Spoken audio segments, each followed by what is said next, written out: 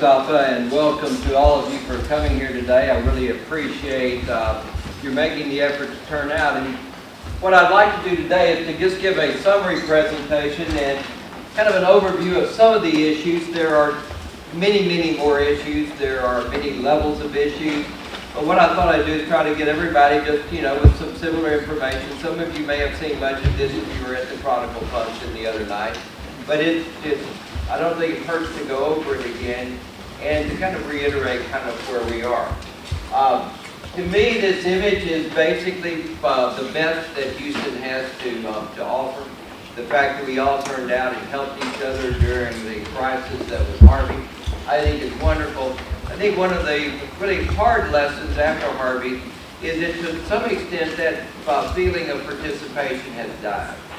That we've sort of been kind of left with a now what type of feeling. And so really what we hope to do, next slide, in creating the Bayou City Initiative is to basically try to carry forward that spirit and that involvement of the public in basically the rescue effort, turning it now into basically rescuing our community and creating both the knowledge base, the willpower, and the information to really make a major change in the way that we go about doing it. Next slide. I think any conversation about flooding needs to be about money as well. It is important to focus on money. It's important to try to understand money. And I've also found that whenever I talk about money, I don't care what the subject is, people seem to listen better. So kind of keep that in mind as well. Next slide. I'd like to start off with this slide and just to talk about what I think is a fundamental flaw in our community. I was involved in litigation involving Addicks and Barker Reservoir back about 4 years ago, before Addicks and Barker became the household word that it is today. And I was really litigating the fact that there was the risk of catastrophic failure of these reservoirs that had been announced and have been known in the community since 2009.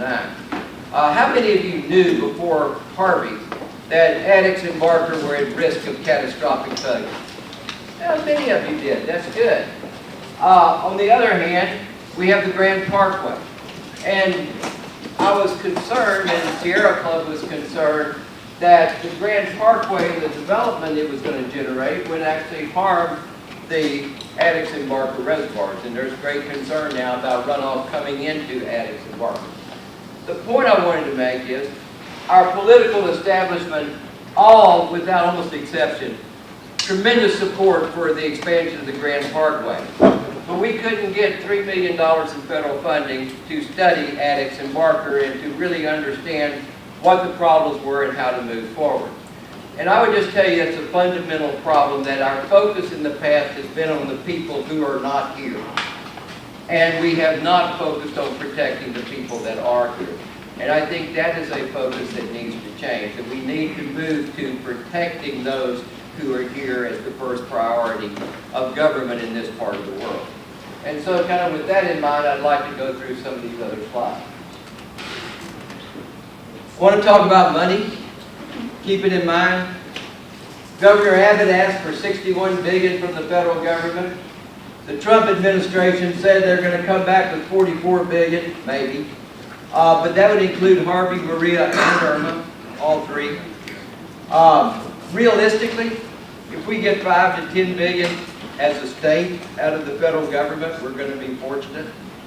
And of that, that's a lot of money to be spread around, or a little bit of money to be spread around to a lot of projects. I think realistically, it's going to be a while before we see any of that money. And the state does not seem to be forthcoming. I put the rainy day image over here. We have a rainy day fund. We have not been able to tap into that fund yet to get help. And it may take waiting until the next legislative session to get that help. So realistically, we're looking at least another 12 to 18 months before I think realistically the state's going to come through. The federal government will probably come through with bits and pieces. But as a practical matter, we're sort of on our own, and we're on our own without a huge amount of funding. So that's something I think we all need to keep in mind as we move forward. Now, I want to be real clear. I think that the economic future of Houston, not only the future of your neighborhoods and your communities that you're here with special knowledge about, but with our entire community, our economic future is on the line. I would liken what's happened to us with flooding to the Great Fire in Chicago, the earthquake in San Francisco. I'd also note that both of those communities came through those horrible tragedies, but only because they changed the way they were doing things. I think change in the way we're doing things is a fundamental concept. Next slide. This is a map, the best map that I have of Harvey, and this is a pattern of the damage. It's going to be very different than an image of the fire. It's not all in one place. It's dispersed. It's spread out. You can see Cypress Creek. You can see Buffalo Bayou. You can see Brays Bayou coming in here. Greens, Halls. You can see all of the different bayous represented here, but this is a very kind of preliminary estimate of the damage. We really haven't seen the final tally yet of Harvey. There's information from the city that indicates maybe 300,000 structures may have been affected. Probably somewhere in the neighborhood of 140,000 homes.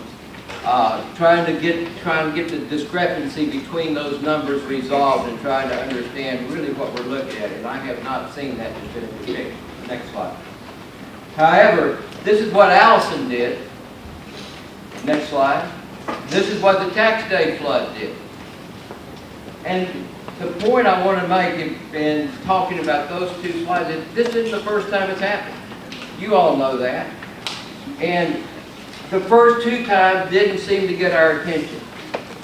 Harvey has got to get our attention. How many times do we get the chance to have a do-over or to say, now we get it? So it's time to do it. Business disruption. If nothing else, the transportation system was absolutely crippled by Harvey. BP's trading floor was shut down, which is unbelievable for a major oil company that you would have your trading floor shut down. Refineries and chemical plants couldn't operate, not because they were flooded, but because the workers couldn't get there. At the least, we need a really comprehensive understanding of our transportation system and how it works during flooding. And as we'll see, I'm afraid much of what we've got is obsolete because of the information that we're relying on for our planning. Next slide. We have an economy that is among the largest in the world. We are 48th in the world compared to countries, corporations, and other cities. We're huge. We're a $500 billion economy. And it's all at risk because we haven't got flooding figured out. Now, I don't think we're going to control flooding, but I do think we can manage it. So what can be done with little money? That's really the issue to begin with. Right now, we're looking at not a lot of money from the federal, from the state. We're going to have to do with what we can. Next slide. First thing is, we can be honest, and we can be transparent. I don't think we have had honesty and transparency in our understanding of flooding and in our talking and in our public discussion about flooding. I think that the government is going to need to trust the public, and I think the public needs to demand honesty and transparency. That doesn't cost a lot of money. That's something that all of us should be able to get. We have to bring conversations out of the back rooms and into the public eye. Flood control has been handled in the back rooms for as long as I can remember. And we don't have a legacy of public participation in this community. Part of the reason for putting this group together is to help develop a public conversation and a public image, if you will, around the face of flooding. Honesty. This is the Harris County Flood Control District's analysis of Tropical Storm Allison. But it's the title that I think is most interesting. Off the charts. Well, if Allison was off the charts, Harvey was really off the charts. But off the charts describes what climate scientists have been telling us about climate change. That we're going to be seeing changes in the size of storms. Not in the amount of storms, but in the size of the storms that we do see. We're going to have to get honest about rainfall. Next slide. Allison, we had 25 inches of rain in 12 hours. Incredible amount of rainfall. Next slide. Tax day flood, 2016. Up in the northern part, northwestern part, up in Waller County and in northwestern Harris County, was a 600-year to a 10,000-year return frequency storm. Next slide. Tropical Storm Harvey, the pink area you see in the middle, is 40 inches plus of rainfall, and it covered a huge area.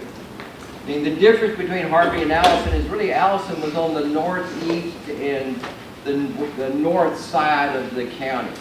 Harvey not only was all over Harris County, it was from everywhere from the Brazos River to the Sabine River with 40 inches plus of flooding. Never seen a storm like that.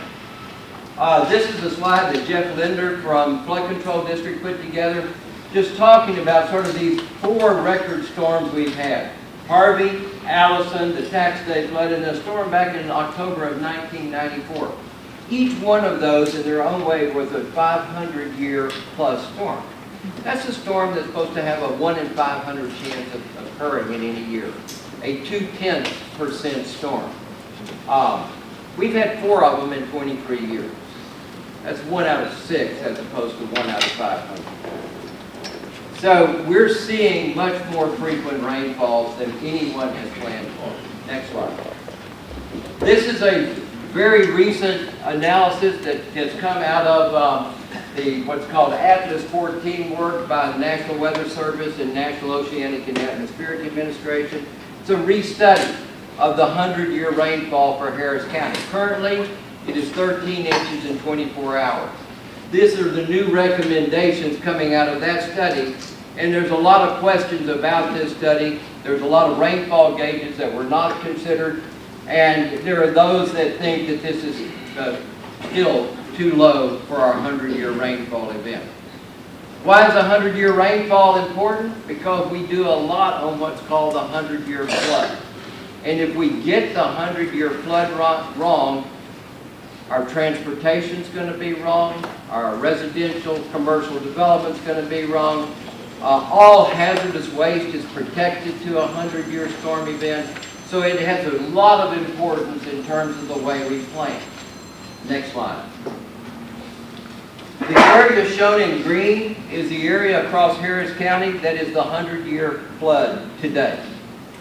This map is obsolete. This is not the 100-year flood based on what you saw from that slide before and based on reality. I mean, how many of you chuckle when you hear the term, we just had a 100-year flood? You know, it's kind of like everybody just kind of knows that these maps are wrong. But we're using them. City of Houston is still using them. Today, you go in, you will get regulated by essentially an obsolete map. That needs to change. We need good information and we need to use it well. Next slide.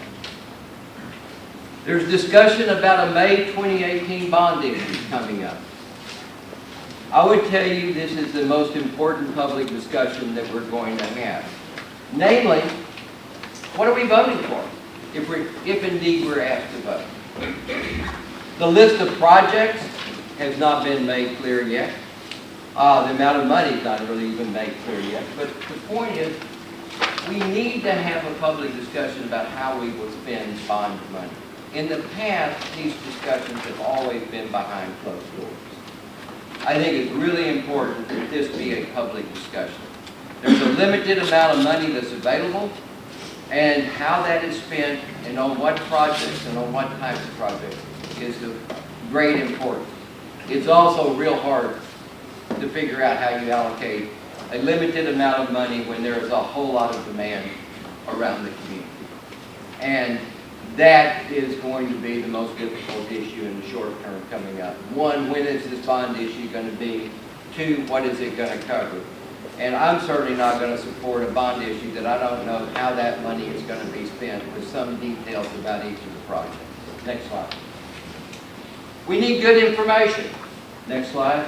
Talked about the 100-year floodplain and it being obsolete. This is the 500-year floodplain. It covers 34% of Harris County. That's based on 19 inches in 24 hours. There are some that think this is too small. This is a little bit larger than what would be generated by the rainfall amounts I showed you that just came out of the NOAA 14 study. Again, the point is we ought to be telling people when they buy a house what they can depend on, what they can't depend on, what numbers are good, what numbers might not be good, that type of thing. I would tell you we're not getting that information out of government right now. Next slide. This is my favorite slide in the whole presentation. This is this was a marker that was put up in the community down in Clear Lake. And this right here in blue is how high the Category 4 hurricane surge would be down at this intersection. And in green, how high the Category 5 surge would be. This lasted 1 month. You know why it was removed? It was removed because the realtor said, we can't sell a house with this sign around. Well, yeah, that's right. We oftentimes are more worried about selling real estate than we are protecting the people. We're more worried about not interfering with real estate sales than we are with telling the truth about our flooding situation. And I think I think we've all suffered because of it. And, you know, if you're not, consumers can make good information about purchases, about rentals, if they know the facts. But if you're not given the facts and if you can't find that information anywhere, you've got problems. Next slide. This is a paper that was just published by the Baker Institute and the Kinder Institute. I wrote it. It's about the first effort I've undertaken with trying to put out just a general document about how to live with flooding. What information is important, how you analyze it, things like that. I see this as being one of the primary roles of the Bayou City Initiative, is to getting out good information about living with flooding. Next slide. Now, in terms of not a lot of money, flood warning systems can be one of our best investments. They are actually very inexpensive. Next slide. How many of you have seen somebody that has driven into an intersection like this? We ought not to be able to drive into flooded intersections. Obviously, just the mere presence of this information about how deep the water is, that doesn't seem to work. Why don't we have barriers? Now, when I said this last time, Judge Emmett said, well, we have barriers and he has a crew he sends around. Why can't we get automated barriers that can just be operated when you need them? Next slide. This is a image, or 3 images from the Rice University Fast Core flood warning system that was prepared for the Texas Medical Center. The Texas Medical Center, this is Hurricane Ike, got information on Ike coming in. It got information. This is Brays Bayou. These are the different flood gauges. It had information on the flood gauges. These are rainfall bands coming in. They were monitoring how hard it was raining. And then there were predictions being made, and this is the flow on Brays Bayou, both actual and predicted. And basically, Rice called up Medical Center and it said at one point in time, drop your flood protection gates, call the people that are coming into work, tell them not to come, and keep the employees and people you've got there, tell them they're there for a while. And they didn't have major flood damage. That is a flood warning system that all of us should be able to get. If you could have had 2 to 3 hours warning that you were going to flood, would you have done things differently? Could you have used that information better in terms of protecting your house, in terms of protecting the family? And I think the answer is 2 or 3 hours can be a critical amount of time. And we could have gotten that type of warning out if we had had this type of system. Next slide. How many of you ever tried to drive in Houston with the rain?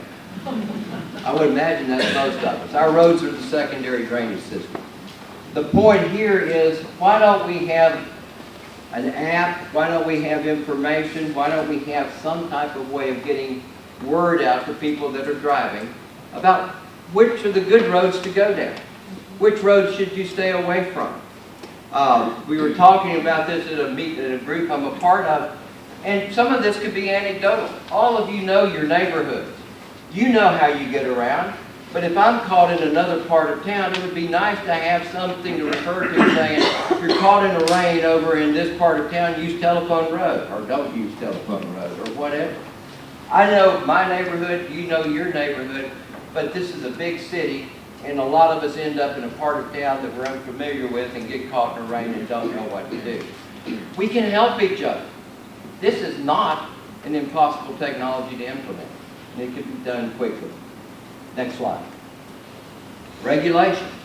Regulation is actually relatively inexpensive. Next slide. We do have a hodgepodge of government. What you see here in yellow is the boundaries of the city of Houston. Harris County is in the black outline. The white area is other cities besides Houston. And the purple are the municipal utility districts. One question is, do we have a governmental system capable of managing a $500 billion economy and managing flooding in this area? Do we need to make changes? That's a longer term issue.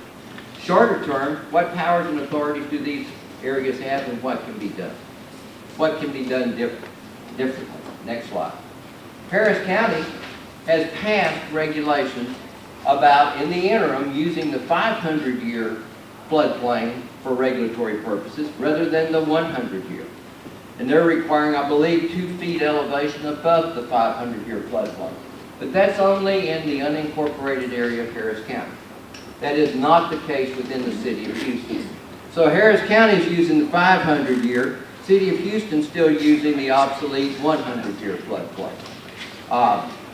Again, and then other cities, as far as I know, no one but Harris County has adopted the 500-year. If someone knows differently, I'd like to know that. But these are important community statements about protection. We've always looked at this in terms of interference with real estate development. But this is also information that is relevant to protecting people that own and buy houses and that rent. Next slide. Within the city, there's a huge issue on grandfathering. We developed a lot of this town in a way that was not good from a flooding standpoint. As we redevelop, we have the opportunity to make changes. So the whole question of kind of grandfathering is one. Steve Costello has mentioned that this is something that's being looked at by the city. It's something that certainly should be looked at, and hopefully it will be. Next slide. Private sector action is another thing we can do with little or no money. Philanthropic community, next slide. The Greater Houston Flood Mitigation Consortium has been funded by Kinder Institute, Houston Endowment, and Mitchell Foundation. I encourage you to go to the website www.houstonconsortium.com. I am one of the members of the consortium. Speed Center Advice is part of it. We have Institute of U of H is a part of it. We have TSU is a part of it. Heart Research Institute, HART, LISC, various other nonprofit organizations are a part of it. And the whole purpose is that those entities that have been funded by Kinder, by Houston Endowment, by Mitchell, are basically joining forces to use their understanding of community issues to try to help put together studies, papers, and information to be helpful to the community. All of this information that's going up on the website is available to be distributed and used. I am very much hopeful that Plan on Bayou City Initiative beginning to distribute a lot of this information as kind of part of its aid in getting information out to the community. But this isn't the normal group of governmental consultants. I think for the government to ask for help from this group means they may hear things that they would not have normally heard. But the price is right. It's basically free to the government, if the government will listen. Next slide. New nonprofit, next slide. That's us. Bayou City Initiative and what I'm hoping all of you will become a part of. One of the things I want us to have is a flood literate community. Now I'm sure most everybody in this room knows which watershed that you live in. Many people in Houston do not know. There are 22 watersheds. These watersheds are shown here. Some of the more prominent, Brays Bayou, the lower Buffalo Bayou. This is the Addicts watershed. This is Barker, White Oak, Cypress Creek coming across the top, Greens and Halls over here. Getting the Hunting Bayou coming back over here on the back side here. Little Vince's Bayou. And then there's a bunch of more obscure watersheds on far eastern Harris County, including Spring Gully and Goose Creek in Baytown, Carpenter's Bayou, Cedar Bayou, which is the dividing line over here between Chambers and Galveston County, Sims Bayou, Clear Creek, Spring Creek up on the far north. Next slide. More importantly, each of these are represented by politicians. I've shown one map here. The study I did on Living with Houston Flooding has maps of all of the various elected positions that we have by watershed. We need to have flood literate politicians. Many of our politicians do not really understand flooding issues and they can't talk about it. We ought not to elect anyone that is not literate about these issues. We can talk about what policies they should have, but most importantly, they need to be able to talk about and defend their positions on these issues and talk intelligently about them. And we need to ask them about these issues, which I would say we have not done as citizens in the past. I think this is the role of public participation, and much of this is becoming informed so we can require informed politicians. And if we have informed politicians, we're going to end up in better shape. Next slide. I want to end with this. Some come with boats and kayaks, others come with maps and words and boats. We're at the maps and words and boats part of this thing. Hopefully we will not be pulling out our boats and kayaks for rescue again anytime soon, although that's always possible. I think, though, now's the time to begin to unite and to talk about what we can do differently. And we're hopeful that Bayou City Initiative will be really a mechanism for helping this to take place within the community. And with that, I'm going to sit down and I'm going to give the mic to Mustafa. We'll see where we go from here. Thank you very much for coming.